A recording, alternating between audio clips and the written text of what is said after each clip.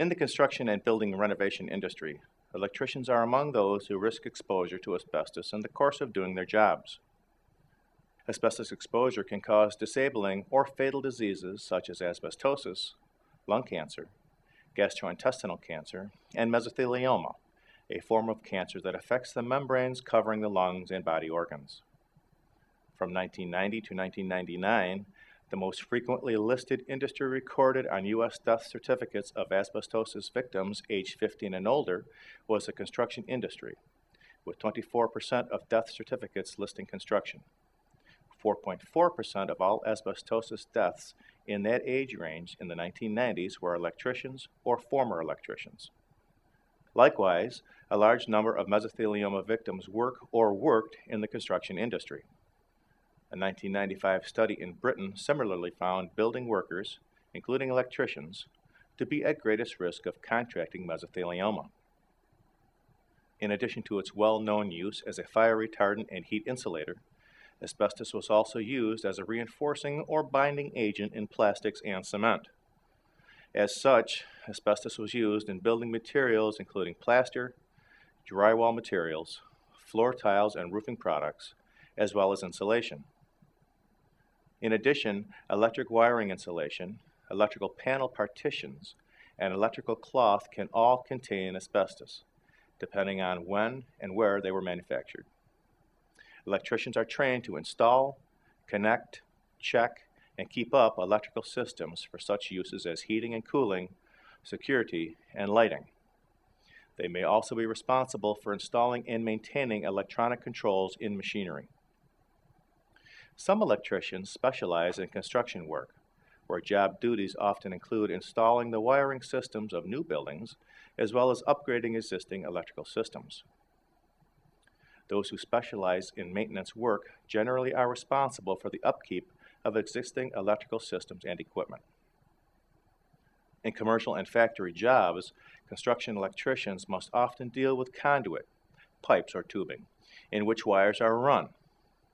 In the past, such conduit was often manufactured with or wrapped in asbestos, since asbestos is a good insulator that does not conduct electricity. In residential projects, wiring is often strung along and through floors, walls, and ceilings, which in the past often contained asbestos-containing materials such as insulation, tiles, and drywall compound. Maintenance electricians today may still be exposed to asbestos because of its presence in buildings constructed before 1980. Whether they are rewiring a business and working near asbestos insulation or installing a new ceiling fan and cutting holes in asbestos popcorn ceiling tiles, the chance of asbestos exposure is often a risk. Electricians who perform maintenance in large factories may work on motors, transformers, generators, and electronic controllers, some of which contain asbestos in their housings. In 2006, an Ohio appeals court ruled that General Motors knew an electrician who worked as a contractor doing repairs from 1953 to 1990 was in danger from asbestos in the insulation on steam pipes and in wiring. A lower court had agreed with GM's argument that being an electrician is inherently dangerous and that they did not have responsibility for informing him of the asbestos risks. The appeals court, however, ruled that breathing asbestos dust was not a danger that the plaintiff was aware of at the time. The appeals court decision meant the retired electrician could seek damages relating to his mesothelioma from GM. In 2007, the family of a California electrician and construction subcontractor who died from mesothelioma settled with 6 defendants for $2.3 million before their wrongful death case went to trial. The defendants, Georgia Pacific, Union Carbide, Kelly Moore Paint, Kaiser Gypsum, Hamilton Materials, and Certainteed, were accused of failing to warn the plaintiff about the hazards associated with asbestos exposure and of not protecting him from that exposure. He had worked for more than 40 years as an electrician and subcontractor before his death in 2005. Diseases associated with asbestos exposure generally do not appear for 20 or more years after initial exposure.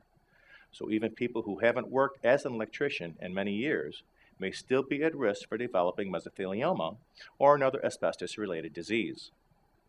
Such workers are urged to discuss their possible asbestos exposure with their doctor and to receive regular checkups for any signs of asbestos-related disease.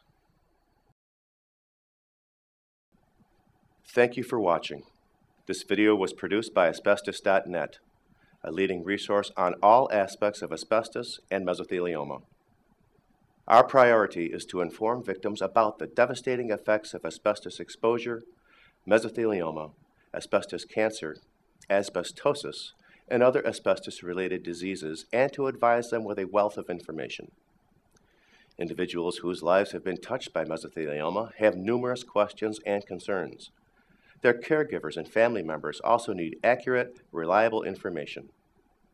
If you or a loved one have been diagnosed with mesothelioma or asbestos cancer and need more information, we invite you to visit and explore the thousands of pages of oncologist-reviewed material on Asbestos.net, to call our convenient toll-free number shown below and speak with a mesothelioma specialist, or to use the simple contact form found at Asbestos.net to request a free copy of our informative books, custom inserts, and DVD. Asbestos.net. Information and help for patients and families.